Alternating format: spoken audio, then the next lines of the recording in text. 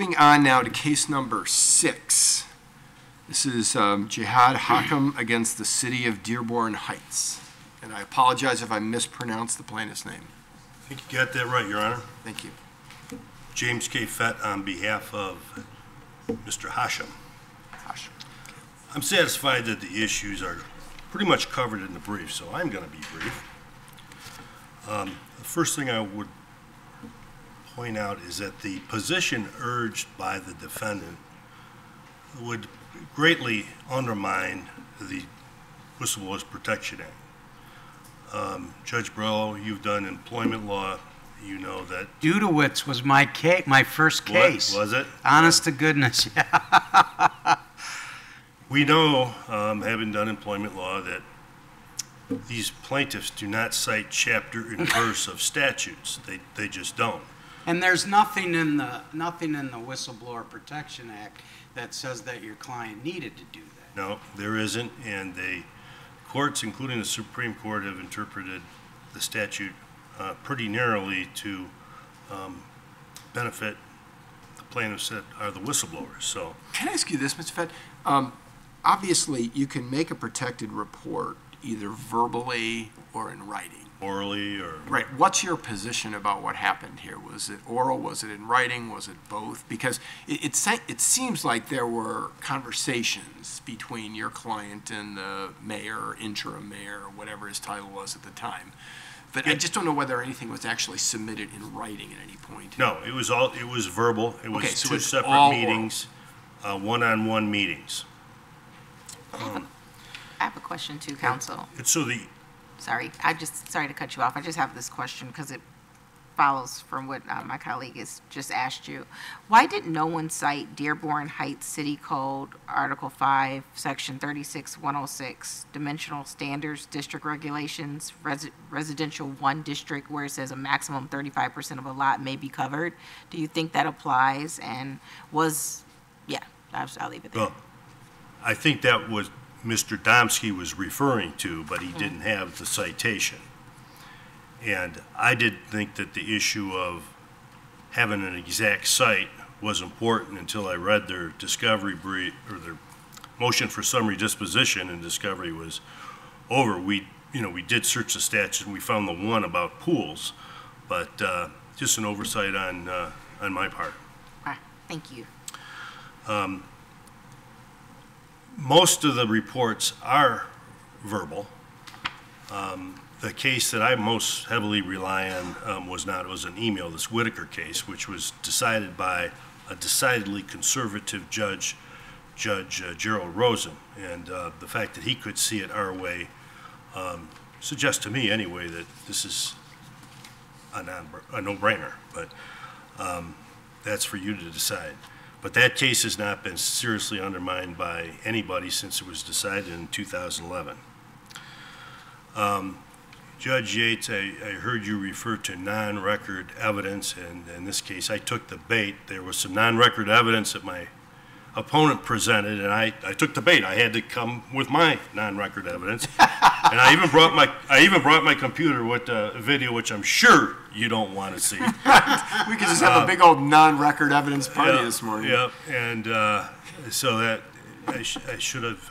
It's hard though, because you're insecure. You don't know. Well, geez, are they going to consider this? So anyway, I opted for security and making the argument, but that stuff is really not for your consideration. I'd urge you to reject it. So unless you have more questions for me, I'll sit down and reserve a little time. I have one question for you. How do we untangle all the motivations that might be at play here? Because it seems like there was some major restructuring where there was some consolidation, and ordinarily when you have something like that, whether it's reduction in force or rearrangement of the corporate structure, whatever the case may be, some people lose their jobs.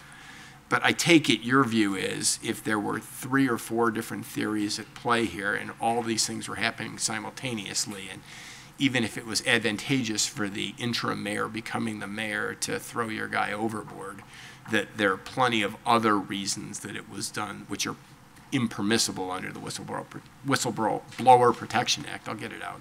Sure, and that was certainly the case in the Dearborn, I always forget, versus Lake County case. There was multiple motivations possibly, but when there's multiple possible motivations, that's the quintessential question of fact. Yep. And That's the final step of the analysis, and at that step, you've got plenty to go to the jury on pretext. Yes, and I like to cite the Hazel case for that, especially since we had a very conservative judge that issued that one when he was on the Court of Appeals.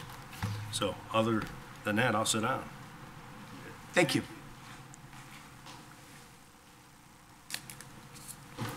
Good morning, Your Honors. Andrea Pike on behalf of appellees, defendants, the City of Dearborn Heights, and Mayor Bazzi. So there's a little bit of discussion on pretext. There's a little bit of discussion on whether there's a non-discriminatory business reason for removing him, but we don't have a protected activity here. And although the trial court ruled on protected activity and causation and legitimate business reason and pretext, it comes down to if there's no protected activity, we don't have to get into the analysis of the other elements. Well, you have to concede that there was a report, right? I mean, it may have been informal, it may have been somewhat imprecise, but there's no doubt that a conversation between Mr. Hachem and Mr. Bazzi took place about this paving or whatever it was that resulted in the water. So there was a conversation, but I don't think it amounts to a report under the Whistleblower Protection Act.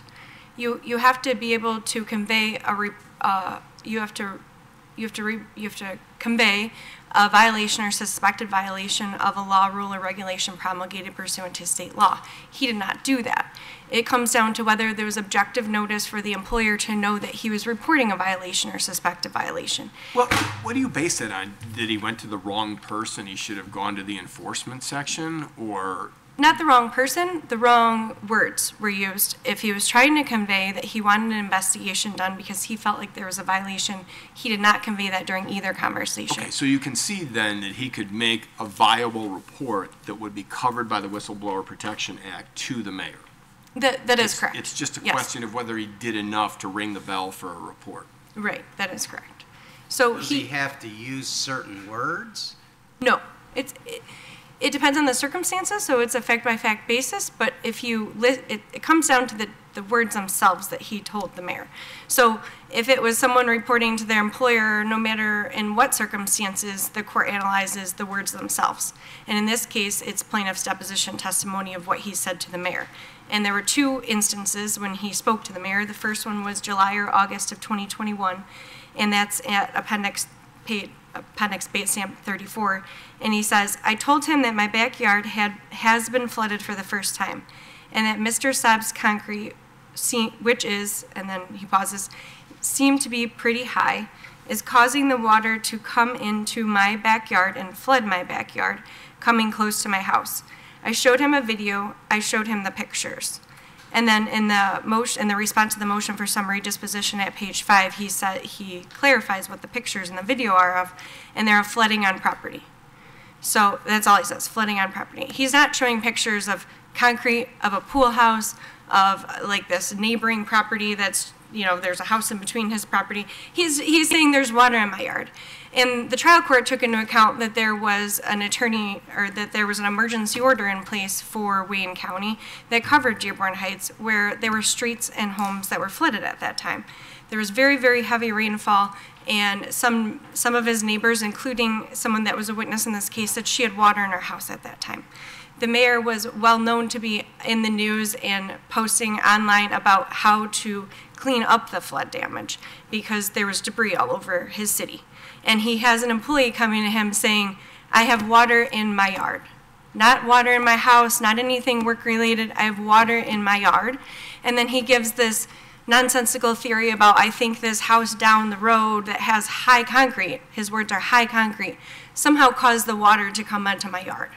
So but I mean, if you put an impervious surface on a lot, the water's going to run off to the other lots, right? I mean, this isn't rocket science that he's trying to explain to the mayor. But there's a house in between his house and the house with the concrete, which he testified to and admitted there's a house in between. It's not like, he's behind him and he's like downslope from this other house. There's no like imaginary hill. Or now downstream, perhaps. Right. The house. You're asking us to adjudicate whether or not it was a valid report, and that's not part of our duty, is it? The question here is simply, was there a report? Not was it a good report, not was it a precise, concise, but was there a report within the meaning of the statute? The question would be whether there was protected activity, and in order to have protected activity, the employer is entitled to objective notice of a report or a threat to report by a whistleblower. So that's where we get into what was said. But, Does it give an objective? The report can be purely oral, though. I mean, the statute's clear on that, right? And obviously, when you're trying to explain something to somebody, you're not going to be as precise as you would be if you were to sit down and write out a letter explaining the problem. Can we agree on that? It depends. It depends under the circumstances. This is a director that's going to the elected official that's above him and saying, I have water in my yard. Again, when the city's under a state of emergency and he's saying something about concrete, the mayor has a little bit more important things to do with at that time. So the alleged whistleblower comes back to him. I wouldn't argue that to a jury, but But, my guess. but then there's a second conversation, right? So the second conversation is when the plaintiff, Mr. Hachem, approaches the mayor right before a city council meeting. He says this is in late August of 2021. Again, this is when the mayor is interim mayor before the election. And he says that immediately before the council meeting, he approaches him and the mayor brushes him off and says, this is not the time. Not the time to discuss this matter. We'll talk about it later. Then 4 to 5 months later, after the plaintiff gets a raise in his salary, then 4 to 5 months later, he's removed as director because the mayor consolidates 2 positions, technically 3, into 1 position in order to save the city money and in order to restructure. Right, well, right. If the jury believes that it was done as part of a consolidation effort, you win because you've provided a non-prohibited reason for doing it, and if it's not pretext, you win. But how is that not a question for the jury? Because we're assuming everything that Mr. Hachem, the appellant, said is true. And if you take everything that he said is true, it does not amount to a report that would put an employer Okay, so we're back around to report again. Right. Okay, I thought you were trying to win now on a different element of it. So did I. Well, I do feel that the appellees would win not only on the lack of protected activity, but the lack of causation and the fact that there's a legitimate business reason. And then if you even get to pretext, then there's no pretext here. The reasons for pretext that were contained in appellant's brief just are non-existent and unsupported, and I could get into that. But the focus here is that there has to be objective notice, and it has to be an actual law. So Judge Garrett cited to the code that, I'm just going to be honest, it was never in the briefs, it was never in the motion for summary disposition, it was never in the response for the motion for summary disposition, and it wasn't in the appeal briefs either. So, and my opposing counsel admitted, he said, we looked in the ordinance after. But we can take judicial notice of an ordinance, can't we? But that's not what he told the mayor. So if the mayor doesn't understand that he's trying to report something that he doesn't even know exists, because he's asked at his deposition, did you talk about the ordinance? Did you give a citation? Did you give him documents? Did you give him, any papers? The answer was no. So he did not know this 30% rule existed, and if he didn't convey it. And so if we can't be found to have inferred what's in his brain that he's not conveying to us. If he's not going to tell this to the mayor, how is the mayor supposed to know that he believes that there's something in the code that was violated and then that could trigger an investigation for him to look into? But when he's standing at him in a time of flood and saying, I have water in my yard, and this guy that this supposed neighbor, a couple houses down, whatever it may be, it's his fault. Are we really supposed to think that that's what a whistleblower is and that they're protected and that's a protected activity and that would trigger the Whistleblower Act? The answer is no. It's not an actual law, what he said. You have to convey a suspected violation or violation of an actual law, and it's not objective notice to the employer. So here we just don't have enough. And I don't know if this court wants me to get into the other elements, but, I don't think that they've established causation. And as Your Honor said, there's no testimony to counter the fact that the mayor consolidated 2 positions. It has occurred. If you were to look up the positions, it's not that was just an excuse at the time. It did happen. Right. His position doesn't exist anymore. Right. If you looked at the structure of the Dearborn Heights government, you would see that position no longer exists. Right. The head of that department has multi hats, and so that was consolidated. But trial court relied on Hayes, which we haven't discussed yet, and I think it's important because appellant's brief said Hayes doesn't apply, and the trial court found that it did, and so it's important to discuss why Hayes by this honorable court was decided back in 2013, and although it was a different situation factually, it's important because the court said that the plaintiff's lack of any specific detail was merely making an inquiry, not a report, and that it was a hypothetical, that it wasn't enough to provide who she was reporting to enough information and enough detail in order to launch an investigation to know that there was some sort of illegality, which is the purpose of the Whistleblower Act. What about in a case like this where the employer doesn't want to hear about it and doesn't want to discuss it?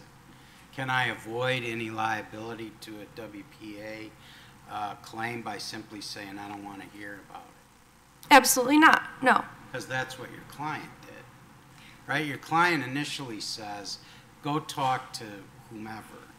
Oh, he doesn't. And he says, this is not the time or the place to talk about it, right?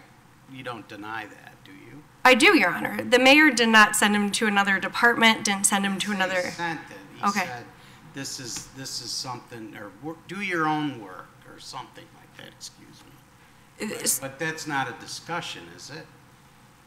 Or is, in your mind, that's a discussion on your client's part, but not on plaintiff's counsel's part, plaintiff's client's part, huh? Well, it was a discussion, but you're right that the mayor responded according to Mr. Hashem's deposition testimony. Assuming that to be true, then we believe that the mayor said, worry about your own department. Yep. But my And client testified... the second time, he says, this isn't the time or place, correct? I believe the plaintiff testified that his response was the second time, he brushed him off and said, this is not the time to discuss, we can talk about it at a different time. And then, and the plaintiff didn't come back, didn't go to the building department or anyone else. But the key here is, he didn't... So it's the plaintiff's burden to keep needling their boss in order to be protected under the Whistleblower Protection Act? It's the plaintiff's burden to give enough information for their boss to know they are actually reporting a violation or a suspected violation. Yeah, and if the boss doesn't want to hear it, how is the plaintiff supposed to do it? If he had conveyed enough, then it's up to this court to say that he had conveyed enough and that there was a protected activity, but under the facts that we have and under plaintiff's own deposition testimony, he conveyed that he had water in his yard and there was high concrete at another house. That's all that was conveyed. So to somehow stretch that to say, oh, an ordinance or code might exist that prohibits that, and that's what I'm trying to report to you because I want you to investigate it, and please check with the building department to see if this is valid, you know, that conversation didn't happen. And just because somebody maybe gives the cold shoulder, and I'm not saying that's what happened here, I think the mayor was busy and he was dealing with a state of emergency, or sorry, city emergency. It doesn't, the first time, and the second time. In August, we were still underwater in Dearborn Heights. That's all, just one big emergency. Well, this guy's so busy, he doesn't have 5 minutes. Maybe they talked for 5 minutes. They had, I mean, it's not part of the record, but they had weekly meetings, so we could get into how much contact they really had and how often this did not come up. Do you agree or disagree that your client had knowledge of who the plaintiff was talking about when he said concrete in this property? Oh, he said his name, so the mayor knew who he was talking about, yes. And do you agree or disagree that your client and the person to whom the plaintiff was referring are friends? I'd say they have a professional, friendly relationship is what I think the testimony was. At a minimum, they know one another. Correct? Yes. Okay. Yes. But again, even if he said his full name and his address and gave more detail, he would have to then convey enough for the mayor to know that he was trying to convey a violation or suspect a violation. But saying that he has water pooling in his grass because somebody built a pool nearby just doesn't add up. And I shouldn't even say pool. All he said was high concrete were his words. It's just not objective notice. And then the Hayes court went on to say that that you need detailed account of an event or situation in order to prompt that investigation. And I'm referring to the Hayes case at pages 58 to 62 and also 64.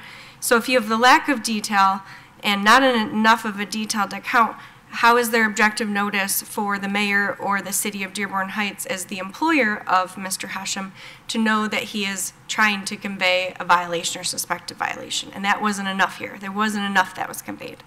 Even assuming there was enough, there was no causation because the positions were consolidated. But also, it's cited in both of our briefs that Mayor Bazzi did remove a lot of department heads and directors, and Mr. Hachem was not the only director that was removed or asked to be demoted into a different position. So he wasn't singled out here. This was after the election took place. He's elected 4 to 5 months after this two conversations happened about some water in his yard. Then he removes Mr. Hachem from his position as director of the Community of Economic Development Department, and the individual that he wanted to consolidate it with takes on that role in addition to his role as, I believe, the grant coordinator. Mr. Hachem testified that he was told by the mayor that he was restructuring, and I believe there might have been a discussion about consolidation, but I believe his words were restructure. So it's not a question of fact as to that. And then my opposing counsel mentioned, well, he was... What do you mean it's not a question of fact? Just because you merge a department, that said I win? Well, it was a legitimate business reason that wasn't discriminatory. So if you decide to take... The plaintiff argues that it was discriminatory and it was merely a pretext. How are we to adjudicate at this stage in the proceedings who's right without engaging in fact-finding?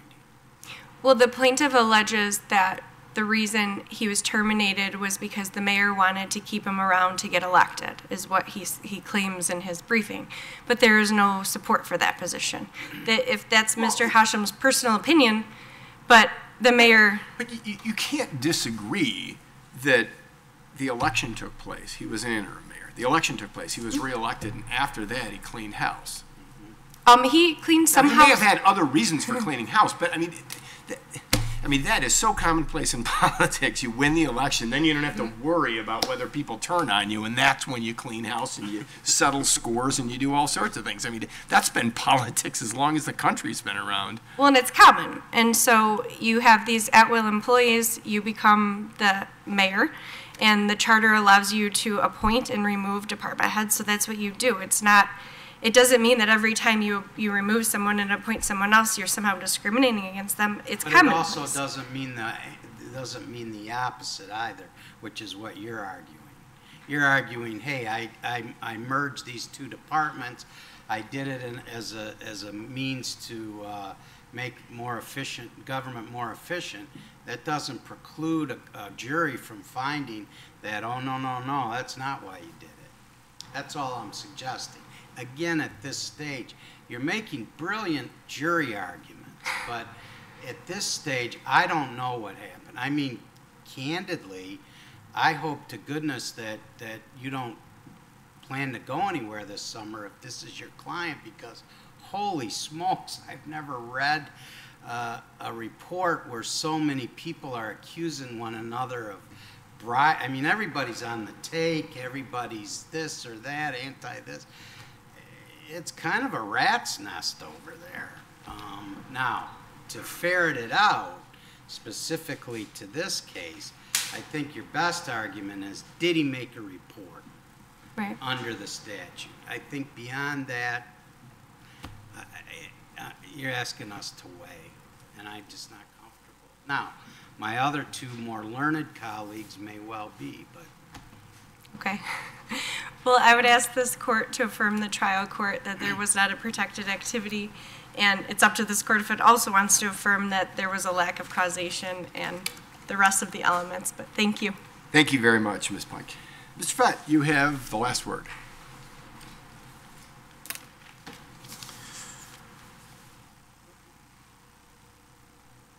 Mayor Bazzi never admitted to having any conversation with my client about this flooding. He said it never occurred, which goes to a fancy word that I learned in law school, mendacity, and then I heard Burl Ives say it in some famous movie. But a jury could look at the various positions that the mayor and the others have taken and conclude, just based on that, that there's mendacity here, and could find causation and pretext. What do you say to sister counsel's argument that your client failed to make a proper report under the act? Well, I don't know what more he could have done. He said it violates the ordinance, and he is a person that was charged with looking at such ordinances. But so he would know. Did he say it violated the ordinance? She seemed to suggest that he never mentioned anything about anything other than, hey, I got this water in my yard and there's some concrete. It's I cite the testimony in both my my initial brief and the reply brief, Right. where he says, I told him it violated the ordinance. And the mayor, if my client's testimony is given credit, the mayor said to him, don't worry about ordinances, worry about your department. And so the last thing I'll conclude with has not so much to do with the merits of the case, but just an interesting tidbit, is that Saab and Bazi are now mortal enemies. So it will be interesting to see what happens if you remand. Because You may have a line out your door too, and you and sister counsel could well end up spending the next few years together. she's pretty good. I hope not. She whooped me good in the trial court. So. I wouldn't want to go up against her, that's for sure. Thank you both very much. The case will be submitted. Excellent argument.